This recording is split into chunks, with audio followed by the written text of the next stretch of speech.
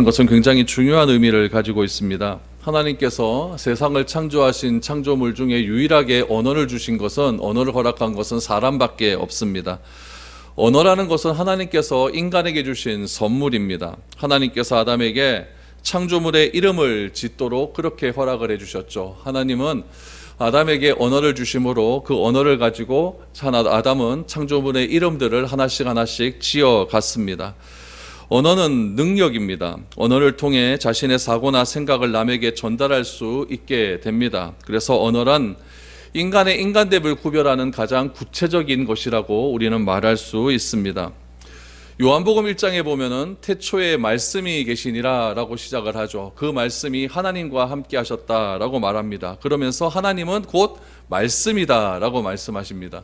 그리고 그 말씀이 인간이 되셨다, 성육신 사건을 그렇게 이야기하고 있습니다. 그리고 성령이 우리에게 오심으로 우리는 말씀을 이해하고 깨닫고 믿을 수 있는 능력을 갖게 되었습니다. 그러므로 언어라는 것은 인간을 인간답게 만드는 하나님의 선물입니다. 그런데 이 언어가 왜 이렇게 복잡하게 되었을까요? 왜 이렇게 언어가 많아져서 서로 간에 소통이 되지 못하게 되었을까요? 오늘 그 이유를 여러분들과 한번 살펴보려고 합니다. 그리고 이 언어의 그런 혼잡함, 복잡함, 그리고 사람이 흩어지는 것이 어떤 의미가 있는지를 살펴보고, 그 흩어진 가운데 또 하나님께서 한 사람을 구별하셔서 그 한 사람을 통해 어떻게 구원의 역사를 이루어가는지 오늘 창세기 11장을 통해서 여러분들과 함께 말씀을 나누고자 합니다. 1절 말씀을 한번 보시기 바랍니다. 온 땅의 언어가 하나요, 말이 하나더라. 성경은 원래 언어가 하나였다라고 말합니다. 1절에 언어라고 말을 하는데, 언어 원래 의미는 입술이라는 뜻을 가지고 있죠. 입술. 그래서 옛날 성경, 개역개정판 말고 옛날에 개역 성경에는 보면은 뭐라고 나와 있냐면 입술구자 소리음자를 써서 구음이다라는 말로 그렇게 번역이 되어 있었습니다. 그래서 이 언어라고 하는 것은 입술이 내는 소리라고 이렇게 말을 할 수가 있죠. 언어가 하나요, 말이 하나였다. 이 말에 대한 의미는 세 가지 의미가 가지고 있습니다. 말이라고 하는 것은 첫 번째로 말이라고 하는 그런 의미가 있고, 두 번째는 일이라고 하는 의미가 있고, 세 번째는 사건이라고 하는 그런 뜻이 있습니다. 그래서 말이라고 하는 것이 말을 통해서 우리가 일을 만들어내고, 또한 말은 사건을 일으킨다라는 것을 알 수가 있죠. 이 세상에 일어나는 수많은 일은 다 말에 대한 오해와 공격을 통해서 사건이 일어나게 된다라는 것을 알 수가 있죠. 말 잘하면 천냥빚도 갚는다 하는데 말 한마디 잘못해서 사람과 오해하고 원수되고 이런 일들이 얼마나 많이 있습니까? 그러나 하나님의 말은 어떤가? 우리 인간의 말은 그렇다고 한다면 하나님의 말은 결국 창조적인 능력이며 하나님의 말 자체가 존재라는 것을 우리는 기억을 해야 됩니다. 태초에 하나님께서 천지를 창조하실 때 빛이 있으라라고 하는 말씀을 하셨습니다. 그 말을 하자 빛이 생기는 사건이 일어나기를 시작을 합니다. 결국 하나님의 존재는 무엇으로 드러나게 되냐면은 말씀으로 드러나게 되었고, 그 말씀을 언어로 기록한 것이 성경인 것을 우리는 알게 됩니다. 그래서 우리의 언어를 통해 우리의 언어가 하나님과 소통하는 데 사용되는 그런 언어가 되고, 우리의 언어가 인간과 인간 사이에 정직함을 나타내는 그런 소통 수단이 되어진다고 한다면 언어가 이렇게 복잡해지지는 않았을 거라는 이야기죠. 그런데 우리의 언어가 하나님과의 소통 수단이 아니고, 우리의 언어가 인간과 인간과의 사랑하는 수단이 아니라 핍박하고 사건을 일으키고 오해하는 수단이 되어져 버리자 이 언어가 혼잡해지게 되었다라는 것이죠. 결국 이 언어라고 하는 것도 죄가 들어옴으로 타락하게 되었다라는 것을 우리는 알게 됩니다. 그러므로 이 11장에서 나오는 이 바벨탑 사건은 언어가 왜 다양하게 되었고, 언어가 이렇게 다양하게 된 원인과 이유가 무엇인지를 우리에게 설명하고 있는 겁니다. 그래서 1절에서는 온 세상의 언어가 하나고 말이 하나였는데, 이제 2절에부터 보면은 이 언어가 왜 이렇게 혼잡하게 되었는가, 그 이유를 설명하기를 시작하죠. 2절과 4절 말씀을 한번 보십시오. 이에 그들이 동방으로 옮기다가 신할 평지를 만나 거기 거류하며 서로 말하되, 자 벽돌을 만들어 견고히 굽자 하고, 이에 벽돌로 돌을 대신하여 역청으로 진흙을 대신하고, 또 말하되, 자 성읍과 탑을 건설하여 그 탑 꼭대기를 하늘에 닿게 하여 우리 이름을 내고 온 지면에 흩어짐을 면하자 하였더니 그들이 나옵니다. 그들. 여기서 말하는 그들은 누굴까요? 함의 후손들을 뜻하고 있겠죠. 노아의 자손들 중에서 함의 후손들을 말합니다. 이 함의 후손들이 어디로 갔느냐? 동쪽으로 계속해서 옮겨서 시날 땅으로 갔다라고 이야기합니다. 지금 노아와 세 자녀들이 지금 제일 홍수 이후에 머물렀던 땅은 어디냐면 아라랏산입니다. 터키입니다. 터키인데 지금 동쪽으로 계속 옮겨서 가서 시날 평지에까지 이르렀다. 시날은 어디냐면 지금 이라크입니다.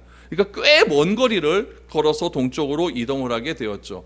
이 시날이라고 하는 말의 뜻은 무엇이냐면은 강 사이라는 뜻이에요. 강 사이. 그러니까 티그리스 강, 유브라데스 강 사이. 요 강 사이라고 하는 뜻이 또 무슨 뜻이냐면 메소포타미아. 이것도 강 사이라는 그런 뜻을 가지고 있죠. 이 시날 평지에 유브라데스, 티그리스 강 그 사이에 누가 왔느냐? 함의 후손들이 동쪽으로 계속 옮겨져서 그렇게 오게 되었다라는 이야기입니다.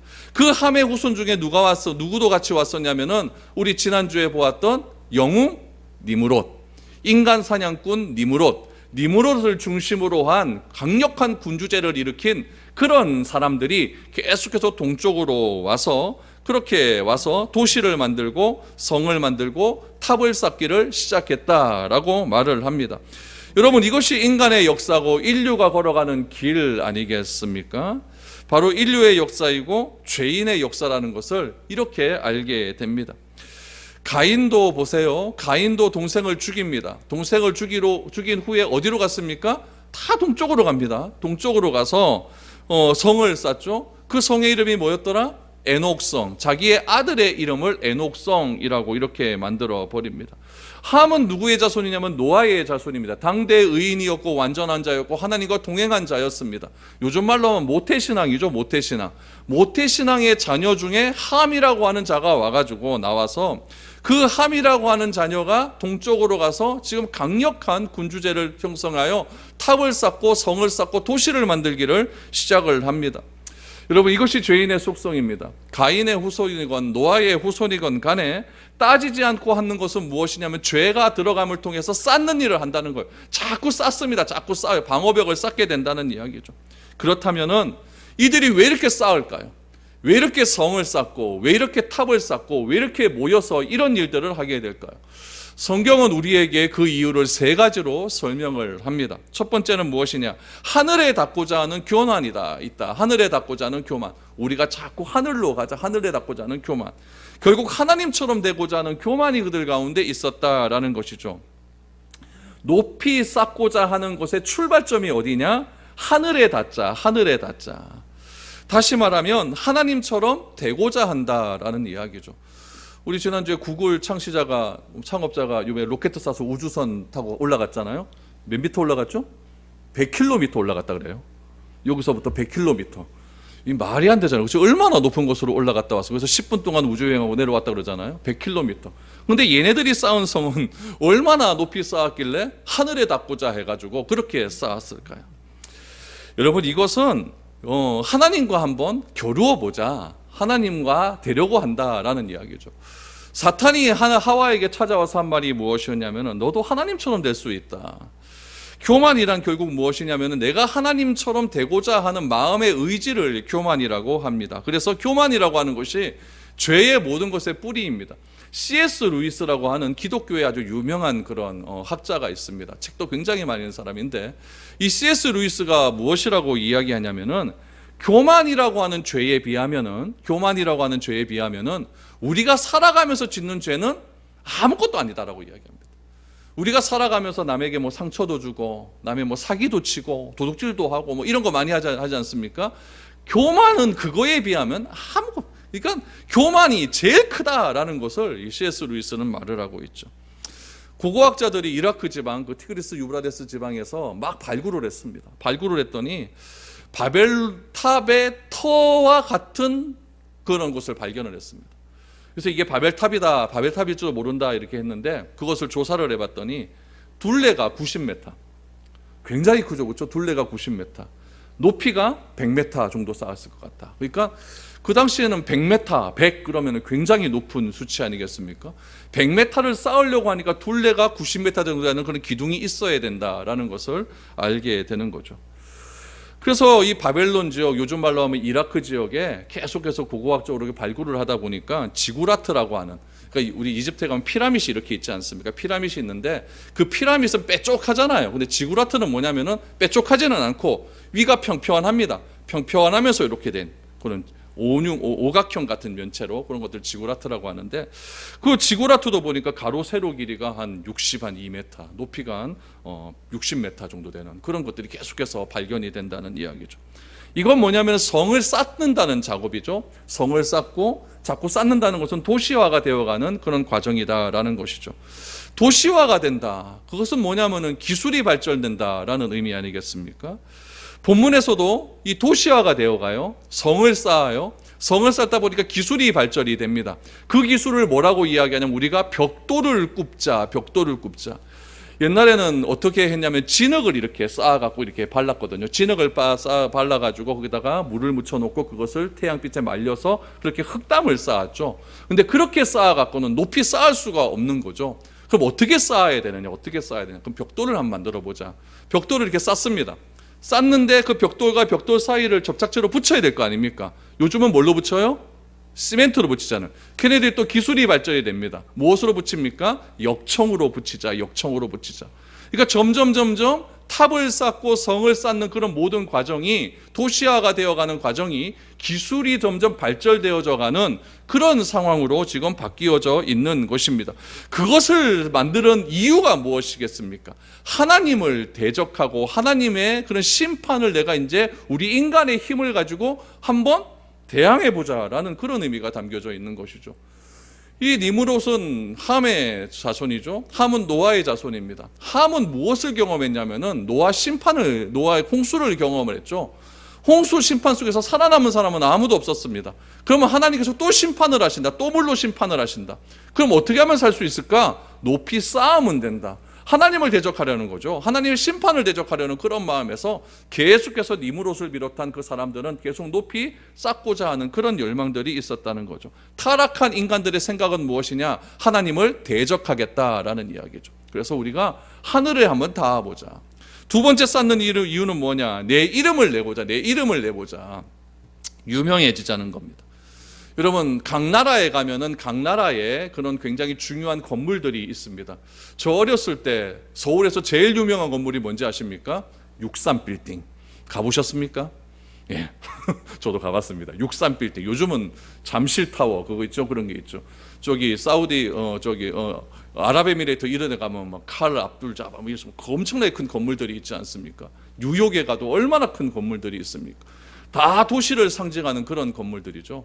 그런 건물들을 지으면서 누구의 이름이 드러나냐면은 그 건물을 건축한 사람들의 이름이 드러납니다. 높이 쌓고 높이 짓게 되면은 자기의 이름이 드러날 수가 있다는 이야기죠. 그래서 자신의 권력을 나타내는 방법, 자신의 이름을 드러내는 방법으로 무엇을 선택하냐면은 쌓는 것을 선택하게 되는 것이죠. 한 사람을 중심으로 그곳에 사람이 모여지기 위해서는, 유지시키기 위해서는 그 사람을 모을 수 있는 장소가 필요하다는 거죠. 그 장소를 어떻게 만드느냐? 건축물로 만든다는 이야기입니다. 그래서 흩어짐을 한번 면해보자. 여러분, 흩어짐을 면하고 그 건축물 주변에 한 사람을 중심으로 모이는 것을 뭐라고 이야기하냐면 권력이라고 이야기합니다. 한 사람 중심으로 수많은 사람들이 모여지기 시작합니다. 그 한 사람이 누구였어요? 영웅 니므롯이 아닙니까? 니므롯을 중심으로 사람들이 모이기를 시작을 합니다. 자신의 권력을 유지하기 위해서, 니므롯이 자신의 권력을 유지하기 위해서 얼마나 많은 사람들을 모았겠습니까? 그 사람들을 끌어모으고 성을 쌓기 시작합니다. 그러니까 그 니므롯 말 한마디에 그 수많은 사람들이 움직이기 시작을 했다는 거예요. 그러면 여러분, 사람이 이 성을 쌓는 목적이 무엇이에요? 자신의 권력을 유지시키고 권력을 통해서 자신의 이름과 인기욕을, 과시욕을 하고자 하는 그런 목적이 가득 차 있는 것 아니겠습니까? 그럼 하나님은 그런 것을 원하시겠느냐? 하나님은 별로 그런 거 안 좋아하십니다. 하나님은 뭐라고 말씀하셨느냐? 출애굽기에 나옵니다. 우리 출애굽기 20장 24절에서 25절 말씀에 보면은 하나님은 쌓는 것 별로 안 좋아하십니다. 우리 같이 한번 읽어보죠. 시작. 내게 토단을 쌓고 그 위에 내 양과 소로 내 번제와 화목제를 드리라. 내가 내 이름을 기념하게 하는 모든 곳에서 내게 임하여 복을 주리라. 내가 내게 돌로 제단을 쌓거든 다듬은 돌로 쌓지 말라. 내가 정으로 그것을 쪼면 부정하게 함이라. 너는 층계로 내 제단에 오르지 말라. 내 하체가 그 위에서 드러날까 함이니라. 아멘. 하나님은 뭘 원하시느냐? 인공적인 구조물 원하지 않는다는 거예요. 원하지 않아요. 구약시대 때에 하나님께 드리는 제단이 있습니다. 제단이 있어요. 그 제단은 무엇이냐면은 천연 자연물이어야 됩니다. 하나님께서 창조하신 자연물 그대로여야 됩니다. 하나님은 뭐라고 말씀하셨냐면 그 돌들을 정으로 쪼개지도 말라고 하셨어요. 정으로 쪼개는 이유가 무엇이겠습니까? 각을 만들려고 쪼개는 거 아니에요. 편편하게 만들어서 저 쌓으려고 쪼개는 것 아니겠습니까? 그런 짓 하지 말라는 거예요. 그런 짓 하지 말라는 거예요. 하나님은 높이 쌓는 것을 원하지 않았다는 이야기예요. 하나님은 자신이 창조한 것으로 그 모든 것으로 하나님은 그것으로 예배드리기를 원하셨다라는 겁니다. 그래서 인간적인 것으로 인간적인 방법으로 인간적인 행위를 가지고 더 잘 예배드리겠다고 하는 거 필요 없다는 이야기죠. 있는 모습 그대로 하면 된다는 이야기입니다. 돌도 다듬지 말아라. 돌도 다듬지 마라. 쌓지 말라는 이야기죠. 쌓으면은 높이 쌓으면은 그 높은 곳으로 올라가기 위해서 뭘 만들어야 되느냐? 계단을 만들어야 됩니다. 오늘 창세기 출애굽기 20장에 보니까 계단도 만들지 말아라. 내 하체가 드러날까 두려움이라. 그러니까 계단을 쌓지 말라는 것은 높이 내가 다리에 올라갈 만큼만 쌓고 그 이상의 것은 쌓지 말라는 이야기죠. 그러나 바벨탑은 어떻습니까? 높이 쌓으려고 합니다. 높이 쌓으려고 합니다. 높이 쌓으려고 하니까 다듬어야 됩니다. 다듬어야 됩니다. 낮은 곳에서 높은 곳으로 올라가려다 보니까 탑에 뭐가 있어야 돼요? 계단이 있어야 되죠. 계단이 있어야 되죠. 그것이 바벨탑입니다. 우리가 알아야 할 것은 하나님께서 어떤 예배를 원하시는지를 알아야 된다는 이야기죠. 그런데 우리의 생각은 하나님의 생각과 정반대로 갑니다. 인간은 사람을 많이 모아서 큰 건물을 쌓고 큰 도시를 만들려고 합니다. 살아가는 패턴도 하나님의 패턴과 정반대로 가려고 하죠. 우리가 드리는 예배도 하나님이 원하시는 예배와는 정반대로 가려고 하죠. 내 마음에 들어야, 내 감정이 동화돼야, 나에게 뭐가 찡한 감동이 와야 그건 내가 은혜 받았다 그러고 하나님의 생각은 별 관계가 없습니다. 나 중심입니다. 내가 무엇인가 감동이 오면 내가 좋은 거지 하나님이 좋은 건 아니지 않습니까? 하나님의 방법이, 하나님이 원하시는 방법이 중요한데 자꾸 나 중심의 예배를 드리기를 시작합니다. 내가 원하는 말씀이 오면 그 예배가 은혜되는 거예요. 내가 원하지 않는 말씀이 오면은 그거 예배 별로 안 좋았다라고 얘기를 합니다. 이게 무슨 예배입니까? 하나님은 그게 아니에요.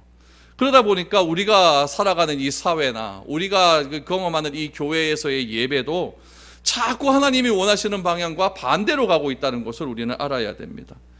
이런 식으로 자꾸 사람이 행하자 하나님은 어떤 반응을 보이실까요? 하나님의 반응을 한번 보시기를 바랍니다. 5절 말씀을 보시죠. 여호와 하나님께서 사람들이 건설하는 그 성읍과 탑을 보려고 내려오셨더라. 여기서 중요한 동사가 무엇이냐면은 보려고 내려오시다. 더 중요한 것은 내려오셨다라는 거예요. 내려오셨다. 여러분, 하나님이 왜 내려오셨을까요? 누구를 만나려고? 우리를 만나러 내려오시는 거예요. 이게 성경입니다. 성경에 말하는 하나님은 무엇이냐? 내가 하나님을 찾는 게 아니에요. 성경에서 말하는 하나님은 하나님께서 나를 찾기 위해서 내려오시는 겁니다. 하나님께서 나와 만나기 위해서 인간의 몸을 입고 이 땅에 오신 사건을 뭐라고 하죠? 성육신 사건이라고 합니다. 그 인간의 몸을 입고 오신 그 예수님을 우리가 만나는 사건, 그것이 주님과 만나는 사건이었어요. 그런데 일반 종교에서 말하는 신, 그 신은 어떤 신입니까? 우리가 뭔 짓 해도 별 관심 없습니다. 그냥 높은 곳에 있고 높은 곳에서 경배만 받으려고 하는 그런 신이 우리가 경험하는 일반 종교에서의 그런 신 아닙니까? 그런 존재에게, 그런 존재를 믿고자 하는 신관을 가진 사람들은 자꾸 어떻게 하느냐? 자꾸 그 신에게 다가가려고 하죠. 그러나 하나님은 어떤 하나님이냐? 우리를 만나주기 위해서 내려오시는 하나님이십니다. 우리에게 내려오시고 우리에게 찾아오시고 우리에게 다가오십니다. 그러나 세상의 신은 어떤 신이냐?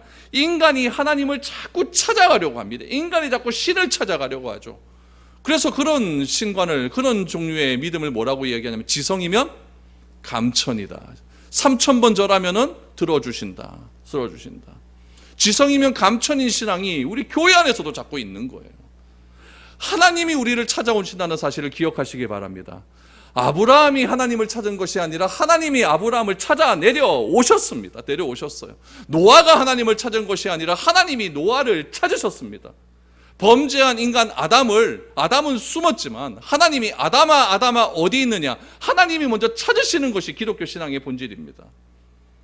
그러므로 그 하나님께서 나를 만나주시고 나와 동행하여 주시기 위해서 누구를 보내주셨냐면은 성령님을 이 땅에 보내주신 거예요. 성령님이 우리 어디에 있으면 우리 심중에 있는 거예요. 하나님이 항상 내 안에 있는 거예요. 근데 자꾸 찾으려고 해요. 구약시대 때는 어디 있었습니까? 구약시대 때는 하나님이 어디 있었느냐? 성전에 있었어요. 그러니까 하나님을 만나기 위해서 어디로 가야 되느냐? 예루살렘으로 가야 되는 거예요. 그래서 성전에서만 예배를 드려야 돼요. 근데 지금은 그 하나님이 떠나버렸잖아요. 에스겔에서에서 하나님이 떠나버렸어요. 그 떠나버린 하나님이 언제 임하셨습니까? 마가다락방에 임하셨어요. 마가다락방에 우리 한 사람 한 사람 가운데 임하셔서 늘 언제나 우리와 동행하시고 우리와 함께 하시고 우리와 함께 발걸음을 같이 하시는 그런 하나님으로 존재하신다는 이야기죠. 그래서 여러분, 우리는 내 마음을 다하고 그렇게 해야 신이 움직인다고 생각하지만 내가 믿는 하나님, 내가 믿는 여호와 하나님은 그렇게 해서 움직이시는 분이 아니라 나와 함께 하시는 하나님, 그 하나님임을 우리는 기억해야 된다는 이야기입니다. 믿습니까? 네, 이 사실을 우리가 기억해야 돼요. 그게 안 되면은 우리가 믿는 그런 신관이나 절에서 하는 거나 다를 게 뭐가 있어요? 하나도 없죠. 그래서 하나님은 내 가운데 계시기 때문에 나와 대화하기를 원하시고 교제하기를 원하시고 내 가운데 늘 언제나 거하기를 원하신다라는 이야기죠. 그 하나님께서 어떻게 하는가, 사람들이 어떻게 하는가 보시려고 내려오셨습니다.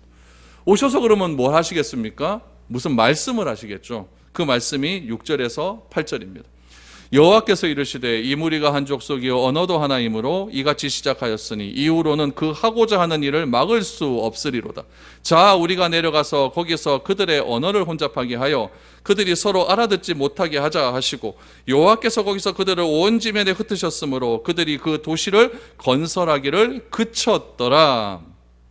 6절에서 8절 말씀을 이해하기 위해는 전제가 하나 있습니다. 이 전제를 여러분 기억하셔야 돼요. 하나님은 하시는 모든 일이 선하십니다. 맞죠? 하나님에게는 악이 없어요. 하나님이 행하시는 모든 일은 선하신 일입니다. 그러므로 6절에서 8절에 나오는 이 일도 선하심을 밑바탕으로 해서 말씀하시고 행하신다는 것을 기억을 해야 됩니다. 그러면 그것을 우리가 전제를 깔고 오늘 이 말씀을 다시 한번 보기를 원합니다.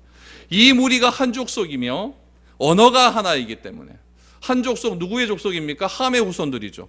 그 족속이며 언어가 하나이기 때문에 이런 일, 어떤 일입니까? 하나님과 같이 되고자 하는 마음, 하늘에 닿고자 하는 마음, 내 이름을 온 사방에 던지고자 하는 마음, 흩어짐을 면하고자 하는 마음, 그런 마음이 있다는 이야기예요.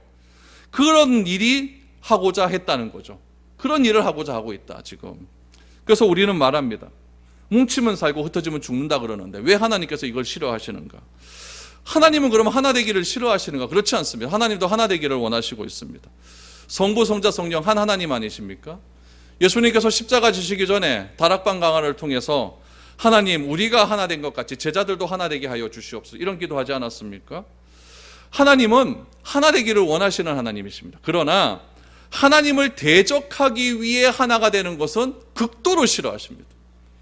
오늘 본문의 말씀은 이 사람들이 하나님을 대적하기 위해서 대규모 공사를 하는 거예요. 그걸 싫어하신다는 거죠. 함의 후손 보십시오. 함의 후손은 자손도 많았습니다.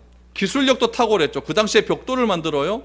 벽돌 붙이는 역청을 만들어요. 역청은 어디서 기술을 가져왔을까요? 아버지가 방주 만들 때 역청 바르는 거 봤을 거 아닙니까? 거기서 다 갖고 와서 그 기술을 개발해서 만드는 거죠. 막 그냥 모방을 해서 창조적으로 그런 것들이 나오는 거죠. 그러니까 함의 후손들이 머리가 보통 좋은 애들이 아니라는 걸 알고 있죠. 인간의 문명을 주도하는 그런 사람들입니다. 그러나 하나님의 역사, 하나님의 계보를 통해서 이런 모든 것들을 바라보아야 되겠죠. 거대한 도시를 만듭니다. 자신의 이름을 내는 것이 과연 우리의 삶의 목적이 되어야 하느냐? 하나님께서 그것을 싫어하신다고 한다면 우리의 삶의 목적은 어디로 가야 되느냐? 이런 의문점이 남습니다. 그래서 하나님께서는 이들을 흩으시기로 결정하십니다. 하나님은 어떤 하나님? 선하신 하나님. 그럼 이 흩으시는 것도 선하다는 것을 알아야 됩니다. 그 흩으시는 방법을 어떻게 흩으시기를 원하시느냐? 언어를 혼잡하게 하신다. 그럼 왜 하나님께서 언어를 혼잡하게 하셔서 흩으시기만 할 수밖에 없었을까? 바벨이라고 하는 이름의 뜻이 뭐냐면 혼잡이라는 뜻이에요. 혼잡. 그러니까 이름 그대로 혼잡하게 해 주셨다는 이야기죠. 결국 언어가 혼잡하게 되어버리니까 공사가 중단이 되어버렸어요. 언어가 혼잡하게 되니까 소통이 되질 않는 것이죠. 그런데 인간이라고 하는 존재는 자꾸 이거를 하나로 만들려고 해요. 종교를 하나로 만들려고 하는 움직임이 있죠. 그렇죠? 종교를 하나로 만들려고 하는 그런 움직임이 있습니다. 언어도 자꾸 하나로 만들려고 하잖아요. 구글 번역기. 자꾸 하나로 만들려고 하잖아요. 자꾸 그렇게 하나로 만들려고 해요. 그래서 하나님을 예배할 수 있을까요?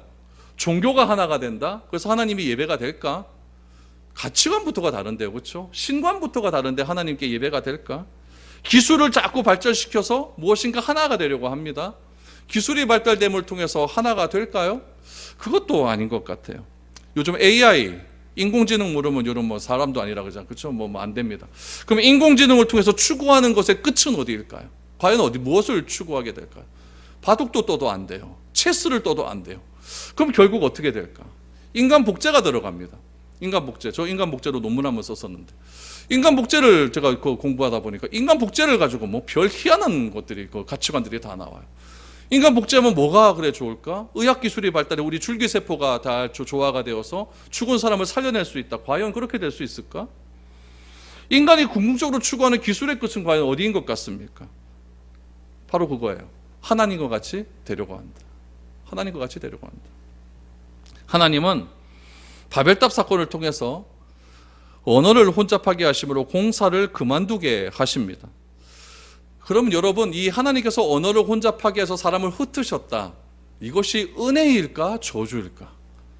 하나님이 행하시는 모든 일은 선하다 선하지 않다? 선하신 거예요. 그럼 오늘 설교의 제목은 뭐냐? 흩으시는 것이 하나님의 뜻입니다. 그럼 이 흩으시는 것이 하나님의 뜻이래요. 그럼 뭐 흩으시는 것이 뭐가 하나님의 뜻일까? 여러분, 이런 질문이 나와야 되는 거예요. 지금 여러분, 이 니무롯을 중심으로 한 지파 사람들이 지금 바벨탑을 쌓는 것은 집단적으로 뭘 하는 행위냐면 하나님을 대적하려고 하는 지금 데모 일으킨 그런 사건입니다. 하나님은 노아와 언약을 맺었어요. 무슨 언약? 무지개 언약을 맺었죠.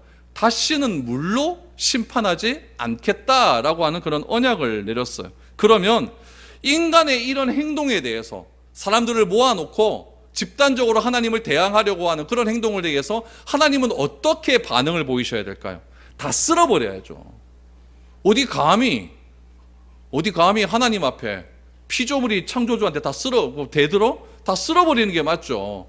그런데 물로서는 심판하지 않겠다 하셨으니까 또 홍수 내릴 수는 없잖아요. 그러니까 하나님이 하시는 방법이 뭐냐면 흩어버리는 거예요. 흩어버리는 거예요. 흩어버리면은 사람이 다 따로따로 살아버리니까 힘이 약해질 것 아닙니까? 이게 하나님의 은혜예요. 다 죽어야 됩니다. 다 죽어야 되는데 흩어버리시잖아요. 그 흩어버림을 통해서 하나님을 대적하게 하는 행위를 중단시켜버리시는 것이죠. 이것이 하나님의 은혜입니다.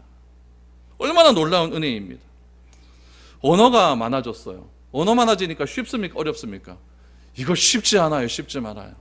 영어 공부하려고 해보세요. 그거 참. 외국 한번 나가보십시오. 뭐 그냥 우리나라 말로 하면 될 것 같은데 주도는 와서는 영어로 하면서 우리는 나가면 영어로 해야 되고 이렇게 불공평한 게 어디 있노? 그렇죠? 어려워요. 인간이 하나의 언어를 가지고 서로 소통하면서 하나님께 예배드리면 얼마나 좋겠습니까? 근데 그렇게 돼버리면 자꾸 대적하려고 하니까 흩어버리시는 겁니다. 인간을 다시 멸하지 않으시려고 흩으시는 하나님의 은혜가 여러분 보이셔야 돼요. 이게 하나님의 은혜구나. 사람이 뭉쳐져서 늘 악한 일을 도모하기 때문에 하나님은 흩어버리시는 겁니다. 그러면 그 흩어버린 사람들을 그냥 놓아두겠습니까? 하나님은 그렇게 하지 않습니다. 하나님께서는 하나님의 질서와 하나님의 공의를 회복하기 위하여서 아담에게도 말씀하셨고 노아에게도 말씀하신 사명이 있습니다. 생육하고 번성하여 땅에 충만하라 라고 하셨습니다. 그리고 그 말씀을 하신 후에 수천 년이 지나서 예수님께서 하늘로 올라가시면서 뭐라고 말씀하셨냐면은 너희는 땅끝까지 이르러 내 증인이 되라. 무슨 말입니까? 생육하고 번성해서 네가 맡은 자리에서 풍성한 민족을 이루고 증인이 되기 위해서 뭐 해야 됩니까? 흩어져라라는 거예요. 흩어져라라는 얘기예요. 하나님께서 이스라엘 백성들에게 가나안 땅을 주셨습니다. 가나안 땅을 주시고 그 가나안 땅에서 예루살렘에서만 그 수많은 사람들이 한 곳에 모여서 살게 하셨습니까? 아닙니다. 다 흩으셨어요. 유다 지파는 여기, 에브라임 지파는 저기 다 흩으십니다. 흩으시고 난 다음에 하시는 일이 무엇이냐? 레위인들을 그 지파 가운데 다 또 흩으십니다. 그 레위인들에게 살 수 있는 48개 성읍을 주셨어요. 48개 성읍에서 레위인들이 다 흩어 살면서 지파 쪽에서 흩어 살면서 하나님의 말씀을 지파 가운데 잘 가르쳐라.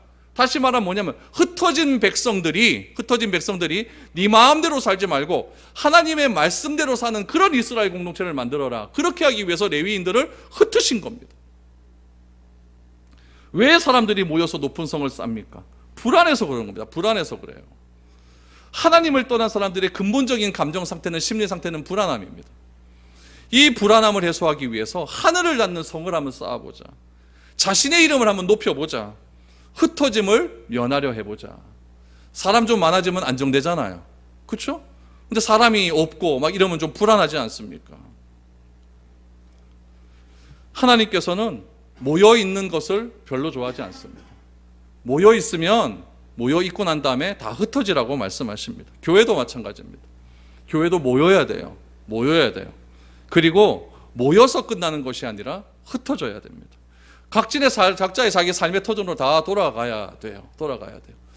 베드로도 예수님께 말하자면 주여 여기가 좋사오니 하나는 주를 위하여 하나는 모세를 하나는 우리를 위하여 여기다 별장사 장막셋을 만들어 놓고 여기서 삽시다. 예수님이 뭐라고 말씀하십니까? 내려가자. 그거 아니다. 우리가 내려가야 할 곳이 있다. 흩어져서 가야 할 곳이 있다라고 말씀하지 않습니까? 하나님은 우리가 모여서 우리끼리만 잘 먹고 잘 사는 거, 우리끼리만 의뢰 맞는 걸 원하는 그런 분이 아닙니다. 흩어지기를 원하는 겁니다. 흩어져서 어디로 흩어집니까? 직장으로, 학교로, 각자 삶의 터전으로 흩어져서 거기서 하나님의 이름을 드러내는 삶을 살기를 원하는 것. 그것이 하나님의 뜻이라는 이야기죠. 하나님은 그래서 사람들을 흩으십니다. 9절을 보십시오. 그러므로 그 이름을 바벨이라 하니 이는 여호와께서 거기서 온 땅의 언어를 혼잡하게 하셨음이니라. 여호와께서 거기서 그들을 온 지면에 흩으셨더라. 사람들은 흩어지라고 하는데 흩어지지를 않습니다. 예루살렘 교회가 마가다락방에 성령이 임하고 교회가 세워졌습니다. 그 이름이 예루살렘 교회, 120명으로 출발을 했습니다. 베드로가 나가서 복음을 들은 것 3,000명이 회개하고 돌아옵니다. 또 증거했더니 5,000명이 회개하고 돌아옵니다. 순식간에 대형교회가 되어버렸어요. 그러니까 재밌어요? 재미없어요? 재밌죠. 사람들 모이는데 얼마나 재밌습니까? 또 그때 또 성령 충만하게 받아버리니까 충만한 사람들 여러분 모여보십시오. 얼마나 좋습니까? 주님 우리를 통해 계획하시니라고 막 익하고 막 그냥 보면 즐겁고 사랑스럽고 막 밤나나 먹고 뭐 얼마나 좋습니까? 이게 좋은 거예요. 안 흩어져요. 예수님께서 올라가시기 전에 말씀하셨잖아요. 너희는 예루살렘에만 올지 말고 유다와 사마리아와 땅끝까지 이르러 내 증인이 되리라. 그래 말씀하셨는데 얘네들이 예루살렘이 너무너무 좋은 거예요. 안 흩어져요. 그래서 하나님께서 하다 안 되니까 얘네들을 흩으시기로 작정을 하십니다. 하나를 죽여버려요. 누굴 죽입니까? 스데반을 죽여요. 스데반을 죽이면서 예루살렘에 핍박이 오기 시작을 합니다. 그 핍박을 피하려고 사람이 흩어지기 시작합니다. 빌립이라는 사람이 사마리아 땅에 갔다가 에디오피아 내시를 만나게 되죠. 내시를 만나서 그에게 이사야 53장 말씀을 증거하되 그가 큰 은혜를 받고 그 자리에서 세례를 받습니다. 에디오피아 내시가 에디오피아 지방에 가서 거기서 복음의 선구자가 되고 말았습니다. 안디옥이라는 교회까지 그 복음이 증거됩니다. 안디옥 교회에 누가 파송이 되면 바나바라는 사람이 파송이 돼요. 바나바가 거기서 큰 부흥을 일으킵니다. 바울을 데리고 와요. 사울을 데리고 와서 같이 목회를 하다가 엄청나게 부흥이 있고 안디옥 교회에서 세계 최초의 복음 선교사가 파송이 되지 않습니까? 사울이라는 사람도 흩어지다가 사람 잡아 죽이려고 가다가 다메섹으로 가는 길가에서 하나님을 만나게 됩니다. 부활하신 예수님을 만나죠. 그 바울을 준비시킨 다음에 그 바울을 통해서 막 흩어지기를 원하시는 겁니다. 막 흩게 아시아로 유럽으로 막 다니면서 흩어지면서 그렇게 복음을 증거하지 않습니까? 흩어짐을 통해서 그 복음이 오늘날 우리에게까지 들어왔다라는 것을 기억해야 됩니다. 하나님은 그렇게 흩어지기를 원하시고 있어요. 이 흩어짐 속에서 하나님은 새로운 족보를 우리에게 보여주십니다. 흩어지는 것으로 끝나느냐? 그게 아니라는 얘기죠. 흩어졌으면 그 흩어진 가운데 하나님의 새로운 복음의 씨앗이 드러나야 된다는 거 아닙니까? 그 씨앗이 누구냐? 바로 셈의 족보라는 이야기입니다. 셈의 족보. 함의 사람들은 하나님을 대적하기 위해서 모였다가 다 흩어졌지만 셈의 족보는 남아있다는 이야기예요. 그럼 셈의 족보가 어떻게 되었느냐? 10절부터 셈의 족보가 시작이 됩니다. 그리고 지난주에 보았던 에벨 기억납니까?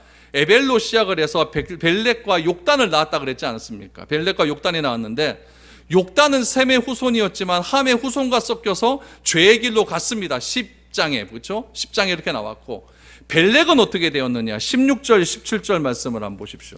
16절, 17절 보니까 에벨은 34세에 벨렉을 낳았고 벨렉을 낳은 후에 430년을 지내며 자녀를 낳았으며 라고 말합니다. 34세 벨렉을 낳았고 벨렉을 낳은 후에 340년을 더 살면서 자손을 낳았습니다. 그리고 이어지는 족보, 이 벨렉을 통해서 누가 오게 되느냐?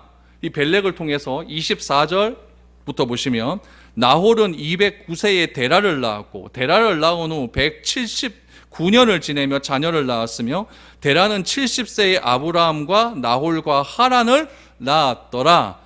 결국 이 족보에서 말하는 것은 뭐냐면은 이 아브라함의 족보를 말하고 싶은 거죠.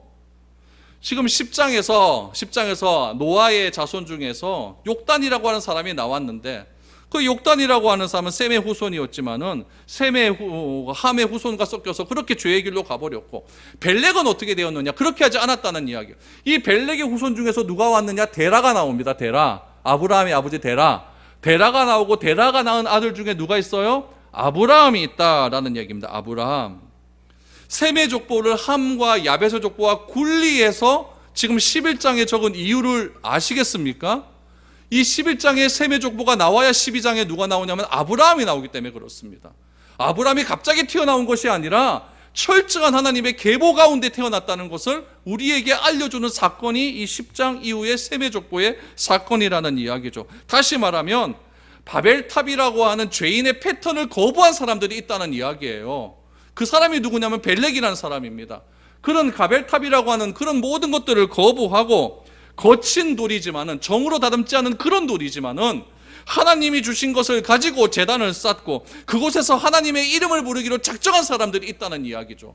그 사람들이 누구냐? 벨렉이라는 사람이에요. 벨렉. 그 벨렉이라는 사람을 따로 부르셨다는 이야기죠.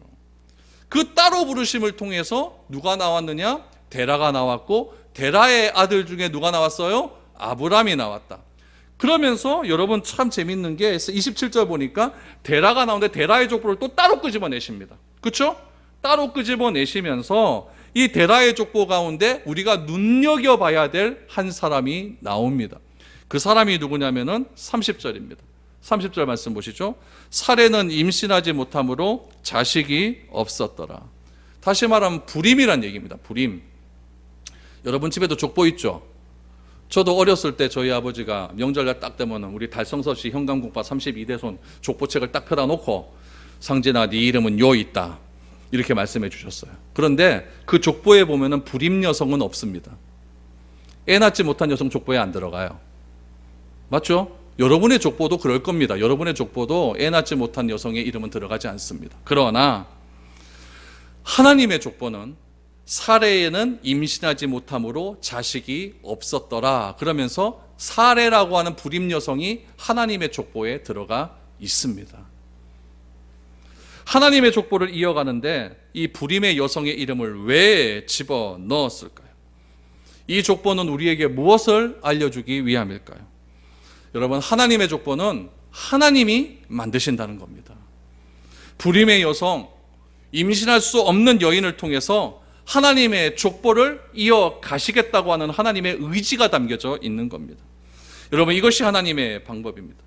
세상에 어떤 족보에 불임 여성의 이름이 들어갑니까? 그러나 성경은 오직 하나님의 말씀만이 하나님의 생명의 물줄기를 그렇게 흐르는데 생명의 물줄기가 어떻게 흘러가는지를 우리에게 보여주고 있다는 겁니다. 다시 말하면 하나님의 역사에는 능치 못함이 없다는 이야기예요. 인간의 능력으로는 할 수 없어요. 인간의 능력으로는 아기를 낳을 수 없어요. 불임이에요. 그런데 인간의 능력으로 할 수 없다고 생각하는 것을 믿고 그 길로 따라가는 사람들은 하메게보의 사람들입니다. 내가 경험해봐야 알고, 내가 눈으로 봐야 알고, 내가 만져봐야 알고, 내가 확인해봐야 내가 알겠다라고 하는 사람들이 하메 계열의 사람입니다. 그러나 세메 계열은 비록 불임이라 할지라도 하나님께서는 불임의 여성 가운데서도 생명을 잉태하실 수 있다라고 하는 그 믿음을 가지고, 하나님을 신뢰하는 믿음을 가지고 그렇게 따라가는 사람들은 세메 계열의 사람이라는 겁니다. 그것을 믿는 사람들을 가리켜서 그리스도인이다, 오늘 예배드리는 여러분들이다, 이렇게 말할 수가 있다는 이야기입니다. 우리의 생각으로는 안 돼요. 우리의 생각은 어처구니가 없어요. 그러나 하나님께서는 동정녀 마리아의 몸에 성령으로 잉태하셔서 말씀이 육신이 되는 그런 사건을 만들게 하실 수 있는 분이 바로 하나님이시고, 사례와 같은 불임의 여성 가운데에서도 하나님께서는 아브라함을 불러내시고 그 아브라함의 후손인 이삭을 만들어낼 수 있는 그런 능력의 분이 바로 하나님이심을 믿는 사람들, 그 사람들을 하나님께서는 원하시고 있다는 이야기죠. 그 사람을 불러서 하나님께서는 하나님의 새로운 믿음의 족보를 지금도 이어가고 있다는 이야기입니다. 우리들 삶의 가문의 족보 중요하죠. 그러나 더 중요한 것은 우리의 믿음의 족보가 어떻게 생육하고 번성하여 땅에 충만해질 수 있는가, 그것을 여러분 기억하면서 하나님을 신뢰하고 그 하나님을 손에 붙들려서 그렇게 하루하루를 살아가며 흩어지며 주의 복음을 드러낼 수 있는 그런 믿음의 사람들, 그 사람들을 하나님께서는 지금도 찾고 계고 있는 것입니다. 이렇게 살아가다 보니 하메 계열 사람들은 우리를 보고 손가락질합니다. 뭐 예수 믿는다고 뭐가 나오나? 너는 예수 믿는데 왜 그래 사노? 너는 예수 믿는데 왜 그래 병들어 그래 있노? 예수 믿으면서 왜 이렇게 일찍 죽노? 나는 그런 하나님 못 믿겠다, 그렇게 말들을 하죠. 그러나 우리는 반성을 해야 됩니다. 하메 계열이 따르는 그 길을 우리도 똑같이 바라고 있으니, 나는 세메 계열이라고 말을 하면서 하메 계열이 원하는 그런 것들을 나도 원하고, 나도 바라고, 나도 높이 쌓기를 원하고, 나도 성 쌓기를 원하고, 나도 탑 쌓기를 원하고, 나도 이름 내기를 원하고, 그런 것을 내 삶의 목표로 그렇게 삼고 있으니 하메 계열 사람들, 우리 세메 계열 사람들을 보고 욕을 하지 않을 수가 있겠습니까? 믿음의 사람들은 오늘과 같이 인생의 불임과 같은 그런 시간, 진짜 오늘과 같은 아무것도 할 수 없는 그런 시간, 누굴 하나 만날 수도 없는 그런 시간 속에서도 하나님은 새 일을 행하실 수 있다. 하나님께서는 반드시 새 일을 행하실 수도 있다. 하나님은 사막에서도 물을 내실 수 있는 분이시고, 하나님께서는 이 광야 같은 세상 가운데서도 새로운 풀을, 새로운 잎사귀를 내실 수 있는 그런 능력의 하나님이심을 내가 믿는다. 불임의 여성 가운데서도 이삭을 낳게 하실 수 있는 그런 능력의 하나님을 믿는다. 그 믿음을 가지고 이 험한 세상 살아간다 보면은 이 거대한 골리앗과 같은 세속의 파대 속에서도 만군의 여호와의 이름을 부르며 담대하게 승리할 수 있는 그런 능력이 거기서 우리에게 나올 수 있다는 것입니다. 바라건대 이번 한 주간 살아가면서 이런 세속의 풍파 속에서 잘 견뎌낼 수 있기를 바랍니다. 우리가 흩어져야 됩니다. 흩어져서 주의 온전한 셈의 후손이라고 하는 그런 당당함을 세상 가운데 마음껏 드러내시기를 바랍니다. 그래서 구별된 삶, 차별된 삶을 살아가서 우리가 만군의 여호와 하나님의 이름을 부르며 담대하게 세상을 이기며 살아갈 수 있는 그런 저와 여러분들이 되어야 될 줄로 믿습니다. 그런 믿음으로 한순간 담대하게 살아가는 저와 여러분 될 수 있기를 축복드립니다.